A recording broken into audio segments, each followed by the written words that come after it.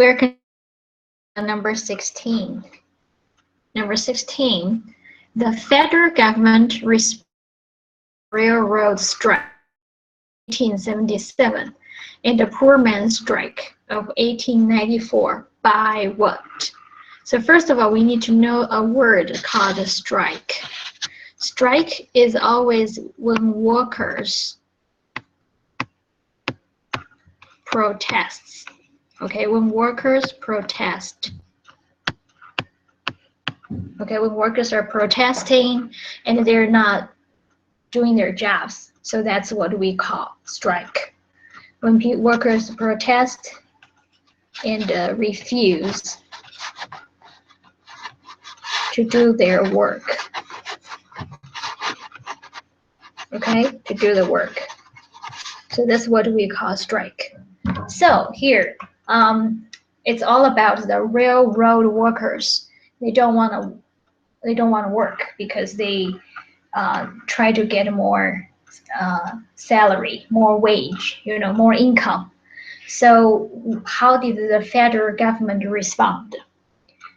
Here I need you to make sure now the federal government is stronger enough to control everything. Okay, it's not like just in the beginning of the United States.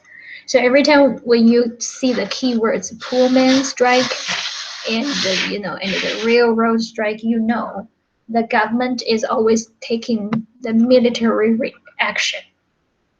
They're using the military force against the workers. Okay, their reaction is very tough. So please remember that. Okay, let me read that.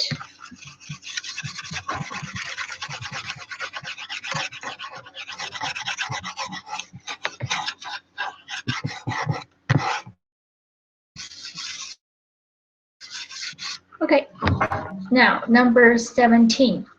So number 17 is asking you about the graph you can see from the social studies. So what you are going to check is, let me show you.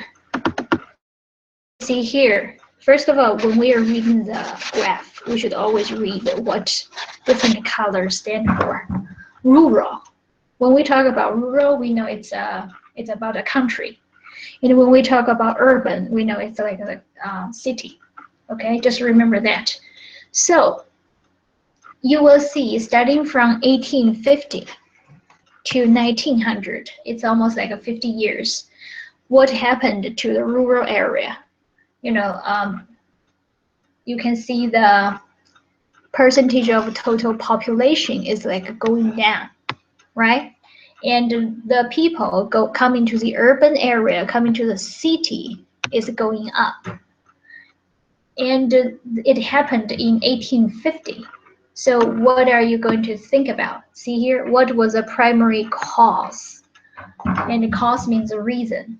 What was a primary reason? That will show you. So you're smart. Why we have more and more people coming to the city? Why?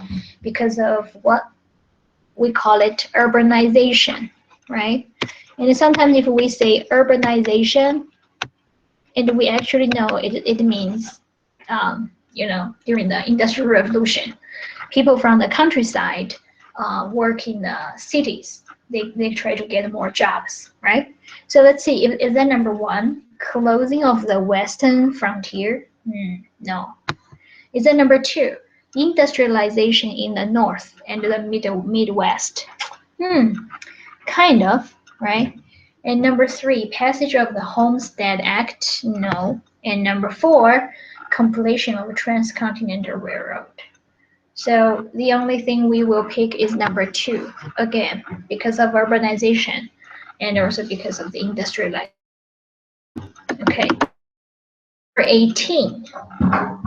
Number 18, we talk about few restrictions. So every time when we say few or when we say little, it's actually a negative. You can even just say no. No restrictions. Okay, this word has been talked about a lot of times. Restriction means limit. Restriction, limit. no limits were placed on immigration to the United States in the late 19th century, primarily because immigrants are what? Primarily means mainly. Okay, so let's see. Why during the late 19th century there's no limit of the immigration? And before like 18th century, sometimes some natives didn't like immigration, right? But how come now, like late 19th century, they don't limit it? Can you take a guess? And just think about why they allow immigrants to come. The only basic reason is because they can use them as a cheap labor. Okay, that's the only thing I need you to remember. So let's see, number one, because immigrants would work for low wages. Again, wage means money. Okay, seems like number one is kind of right. How about number two? Provide a rich source of investment capital. Do you think the immigrants can really help you to do the investment? No, right? Three, the immigrants would add to the diversity of the population. Well, that's not how they really welcome the immigrants. And four, the immigrants faced little opposition from citizens. Again, little means no. We didn't really know that, and it's not the main reason. Okay, the main reason they want the immigrants to come is just because the immigrants are cheap laborers. Okay, number 19, separate but equal. Every time when you look at that, you don't even have to do too much. Every time when we see that, it means like to separate the white and African Americans, and I call it AA here. Okay, remember they separate the bathroom, they separate the school, and they call it, yeah, separate but equal. Really? Is that a real equal? I don't think so. Okay, so every time you see that word, it's like a segregation. It's like dividing white people with African Americans. Okay, so, and they say the separate but equal doctrine established by the Supreme Court in Plessy versus Ferguson upheld the legality of what?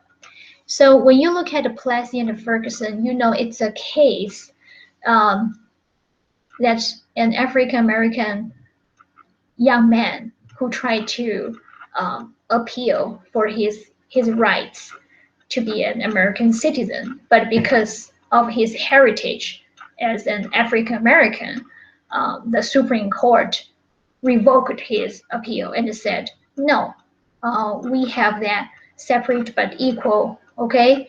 And you are not supposed to get everything, like as equal as the white people. So with that being said, let's see.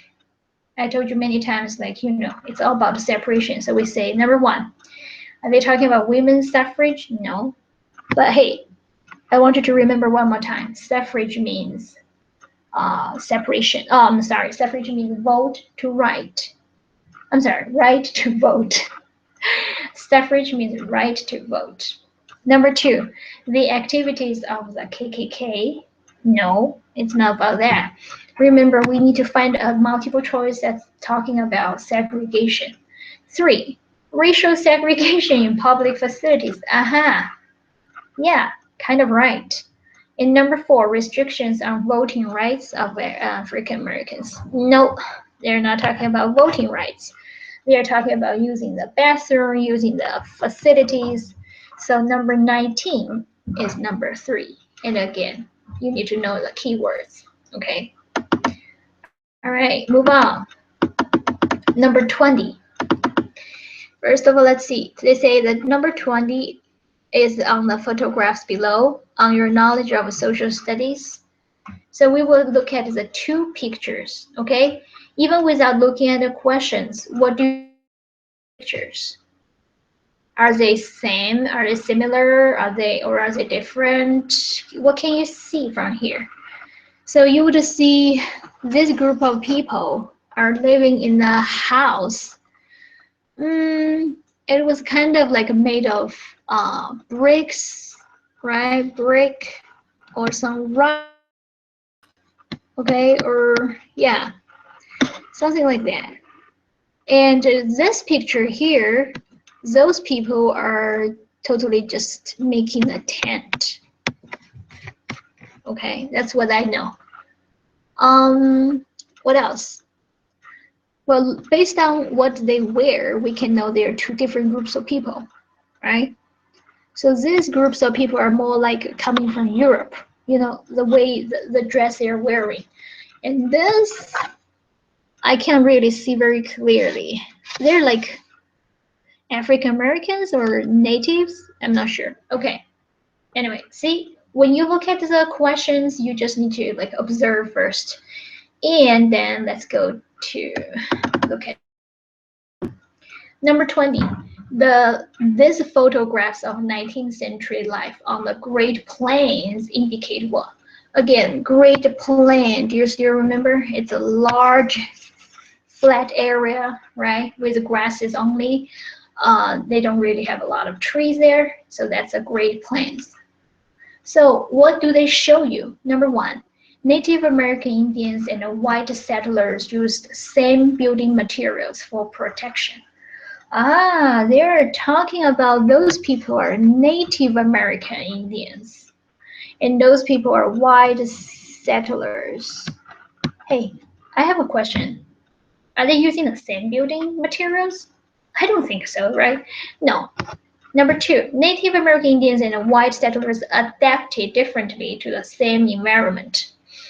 Adapt, this word we said many times, means get used to. Ooh, ooh, what happened? Okay, adapted. Wait, let me write down here. It means get used to. So they're trying different ways to get used to the same environment. What do you think about that? Yep, I think that is kind of right. 3, white settlers learned farming practice from Native American Indians. Did they really learn something from them? According to the pictures, no. All right. Remember, what you observe is your answer. And number 4, both Native American Indians and white settlers depended on the buffalo for survival. We don't really even see a buffalo here. We only saw a cow. Where is the buffalo, right? So, you know what? It's all based on what you saw. Enough. You're looking at closely. You will get the answer right. Okay. From 1870 to 1900, business leaders in the United States often